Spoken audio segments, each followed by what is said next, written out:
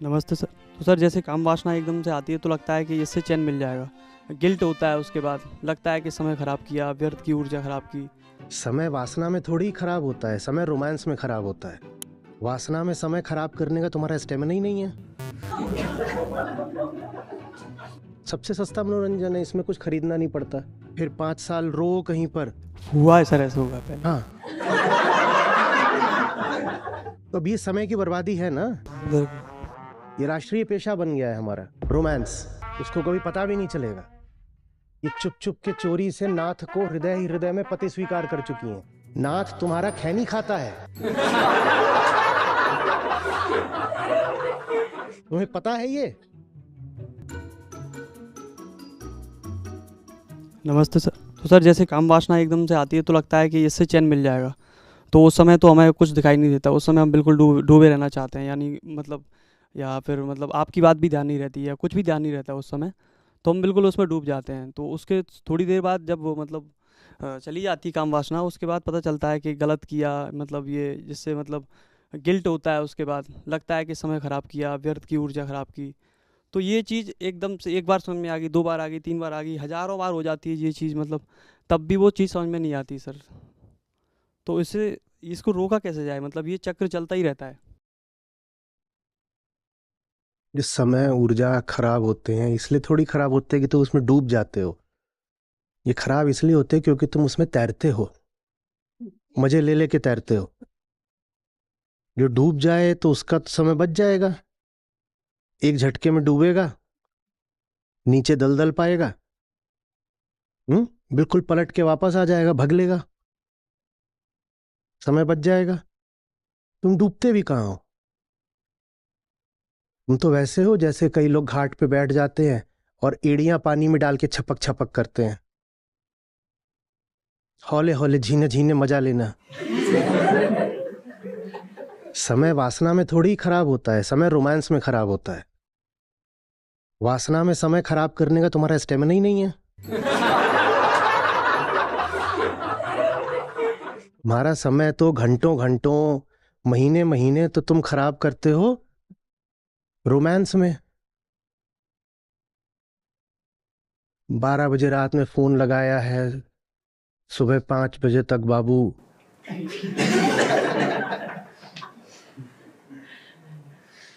अच्छा, सो जाओ तो सोने के बाद की तस्वीरें भेजना। लोग बोलते हैं कि समस्या काम वासना है, समस्या काम वासना नहीं है। खासकर जिस अर्थ में तुम कह रहे हो ना, समय की बर्बादी वगैरह, उसमें नहीं समय की बर्बादी होती, सचमुच नहीं होती। वो प्रकृति ने ऐसी बनाई ही नहीं है कि उसमें समय की बर्बादी हो। समय की बर्बादी होती है भावना लोक में, कल्पना लोक में। बैठे हुए हैं और आ,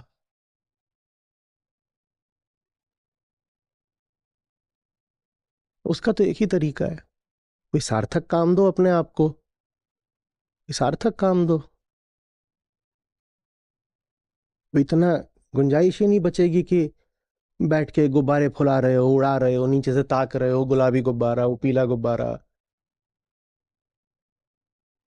और ये अनुभव भी किया होगा कि जिन दिनों में कोई जरूरी काम रहता है, उन दिनों में ये सब चीजें आकर्षित नहीं करती हैं।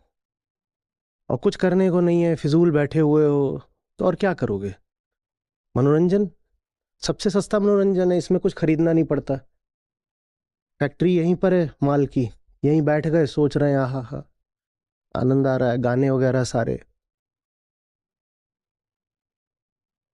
कैसेट लगा दिए, रूमानी गीत गजल सब चल रहा है।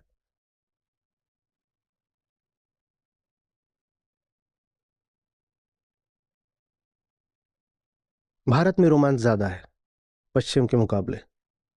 बताओ क्यों? क्योंकि जैसे कहा ना कि जो गहराई में चले जाते हैं उनको दिख जाता है वहां दलदल है, वो आजाद हो जाते हैं।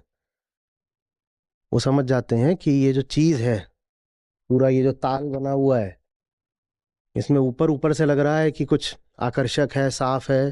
जैसे ही नीचे जाओ तो नीचे सब गंदगी है। भारत में नीचे जाने पर वर्जना है। तो ऊपर ऊपर छप छप करके अपने आप को भ्रमित रख लेते हो। पश्चिम में वो तुरंत ही नीचे पहुंच जाते हैं, इसलिए रोमांस पर वहां अपेक्षाया कम समय बर्बाद होता है। यहां आप लड़की से बात करने से पहले 2.5 साल तक तो उसके बारे में सोचते हो।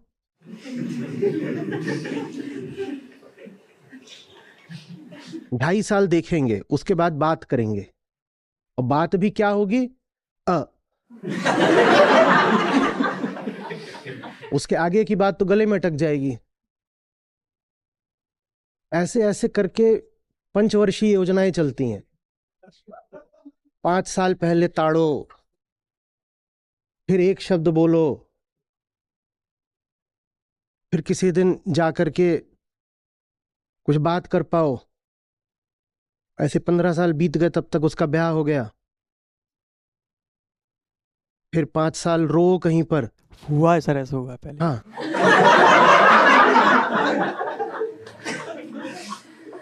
तो अब ये समय की बर्बादी है ना। बिल्कुल। ये राष्ट्रीय पेशा बन गया है हमारा, रोमांस, काल्पनिक, गुब्बारे। इससे अच्छा जाकर सीधे बात कर लो। वो भी तुम्हारे ही प्रजाति की, तुम्हारी ही उम्र की जीव है एक। इतना कुछ तुम्हें वहां खास या विशेष या आकर्षक मिलेगा ही नहीं कि फिर फंसे रहो।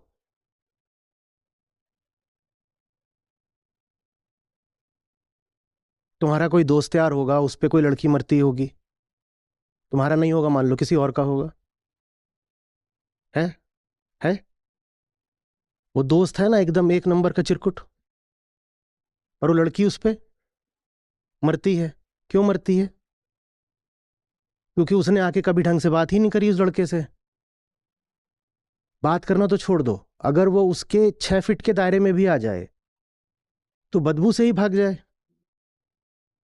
पर वो 6 फीट के दायरे में भी नहीं आएगी, वो दूर बैठ करके सपन सनोने बिल्कुल सजा रही है।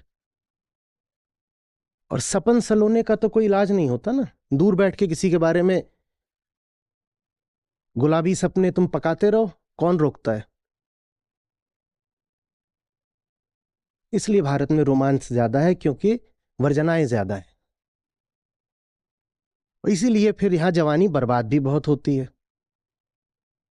जितनी दुनिया की टॉप कहानियां हैं आशिकी की, आशिकी नहीं, असफल आशिकी, बर्बाद आशिकी, वो सब की सब कहां से हैं? बताओ, देवदास डेनमार्क में हो सकता था उस तरह का नमूना? सिर्फ भारत में ही संभव है।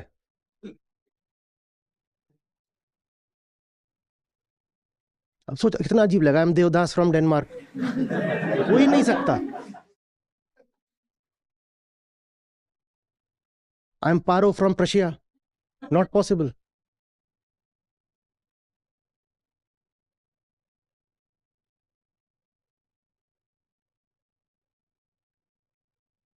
जिससे बहुत आकर्षण हो, उसके पास जाके परख लिया करो।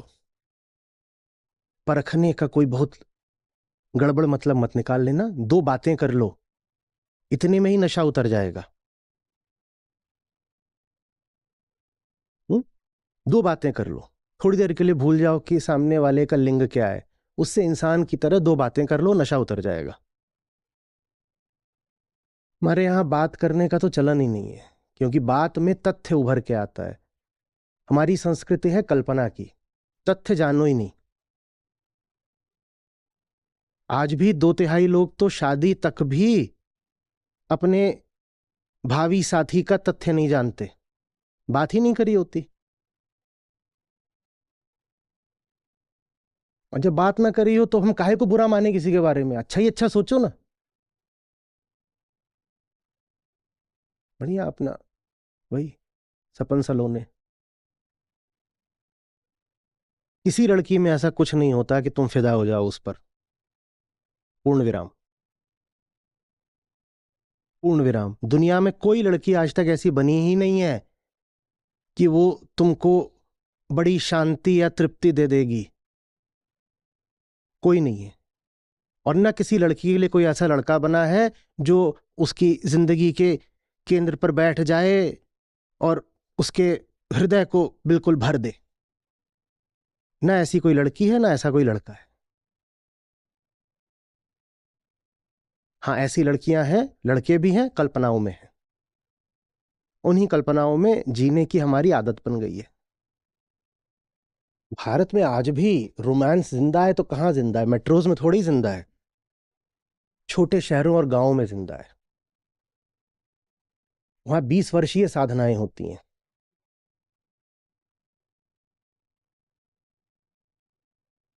नाथ तुमको कभी पता नहीं चलेगा, पर चुप चुप के चोरी चोरी हृदय से मैं तुमको अपना पति स्वीकार कर चुकी हूं। उसको कभी पता भी नहीं चलेगा। ये चुप चुप के चोरी से नाथ को हृदय ही हृदय में पति स्वीकार कर चुकी हैं। नाथ तुम्हारा खैनी खाता है। तुम्हें पता है ये?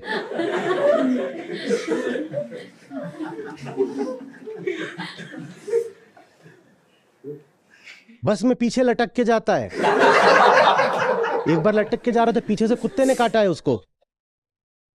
ये दृश्य देखा है तुमने कभी? सोचो, इनके नाथ प्राणेश्वर राज्य परिवहन में बस में पीछे लटके हुए हैं, और खुजली वाला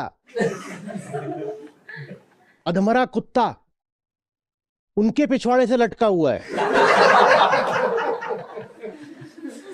अब बताओ, रोमांस कहां गया? भाई ये सब तुम्हें पता ही नहीं, क्योंकि तुम्हारे पास बस क्या है? तुम्हारी कल्पनाएं।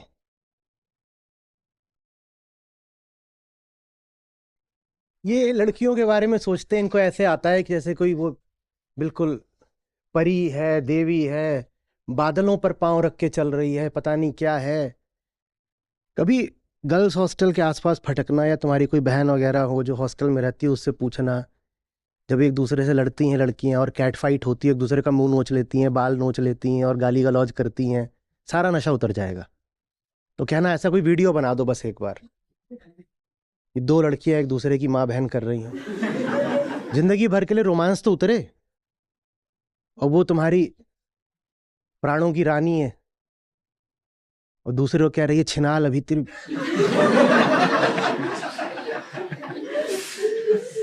अब ऐसा तो नहीं है कि ये सब तुम्हें सुनने को नहीं मिलेगा, सुनने को मिलेगा, पर तब तक बहुत देर हो चुकी होगी। इससे बेहतर है कि पहले सुन लो। इतना बेवकूफ बनाना आसान होता है ना। मेरे साथ का एक था, वो जाया करता था LHMC, जो लेडी हार्डिंग मेडिकल कॉलेज है, वहां की एक लड़की, तो उससे डेटिंग चल रही है। उसको बोले कि मैं अभी, वो रात में पहुंचा, लेट क्यों हो गई? एक्चुअली वो आज हॉर्स राइडिंग मेरी बहुत देर तक चली। और वो ऐसे बिल्कुल, अब वो डॉक्टर है, और वो ऐसे कर, हाँ हॉर्स राइडिंग। तथ्यों से कोई लेना ही देना नहीं, कोई भी चटनी चटा दो मानने को तैयार। और ये आके बताएं, पता है मैं उसको हॉर्स राइडिंग बोलता हूँ, मान लेती है। उसको लगता है मैं बहुत अच्छा राइडर हूँ। मैं कहा, बेटा वैसे ही वो भी तो बहुत कुछ बताती होगी जो तुम मान लेते होगे। हम्म? जब काम भरा हो आंख में, सच नजर नहीं आता है।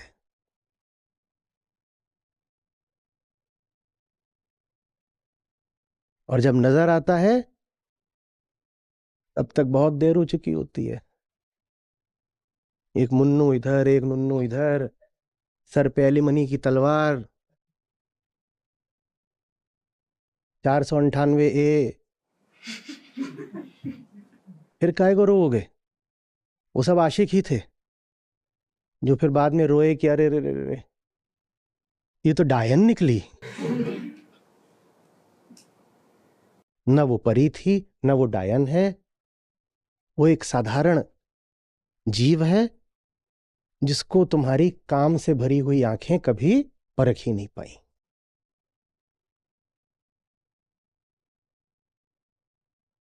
ये बहुत साधारण प्रयोग है, खुद ही सोच लेना। अपने बारे में तो सबको पता है ना, अपने बारे में तो गलतफहमी में बहुत नहीं हुए। सोचो तुम्हारे जैसा आदमी भी किसी के सपनों का राजा हो सकता है। सोचो, जब तुम्हारे जैसा आदमी किसी के सपनों का राजा हो सकता है, तो फिर तुम्हारे सपनों की रानी भी कैसी हो सकती है? हो सकता है तुमसे भी गई गुजरी हो।